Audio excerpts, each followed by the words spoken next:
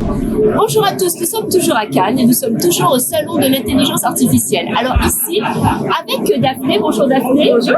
Daphné est cofondatrice d'une start-up qui s'appelle Un biais. Ça veut dire comment on arrive à enlever les biais dans la fonction RH. Alors Daphné, est-ce que vous pouvez vous présenter, nous expliquer votre solution? Ça marche. Donc moi je suis Daphné, je suis anthropologue de formation et on a adressé avec Nubias, grâce à l'intelligence artificielle, le problème discriminatoire.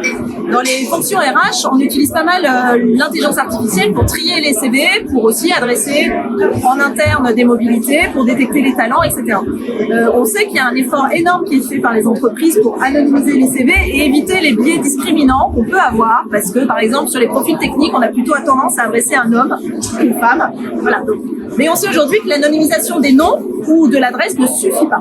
Parce que les algos repèrent aussi dans la manière dont vous vous présentez. Vous présentez par exemple vos compétences, vos atouts.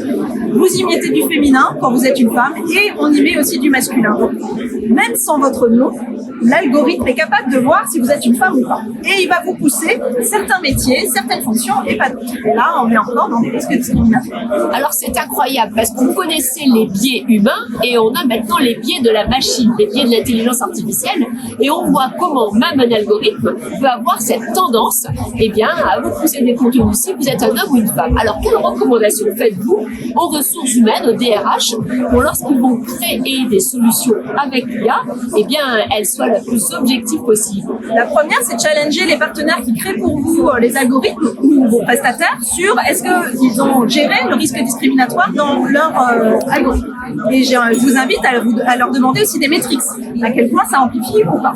Deuxièmement aussi, c'est d'introspecter à quel point, au-delà du nom de famille, du prénom, de l'adresse, dans les métiers que vous adressez, il pourrait y avoir une amplification discriminatoire. Typiquement, la manière dont une ingénieure féminine va se présenter, on le sait en fait, quand on interroge les métiers, on voit à peu près où on encapsule les genres et les identités. Donc d'avoir aussi une vision très fine de ça et d'aller en parler à vos prestataires qui puissent du coup entraîner leur machine en conséquence. Merci Daphné, merci pour votre témoignage. Donc on retiendra au moins 3 idées. La première idée, c'est qu'il y a des biais partout, autant chez les humains que dans l'intelligence artificielle. La deuxième idée, c'est qu'en fait il faut bien comprendre que cette notion de biais qu'on peut intégrer dans les chartes éthiques, dans le cadre de confiance que l'on a avec ses prestataires, ses collaborateurs, ses clients, il va falloir l'outiller.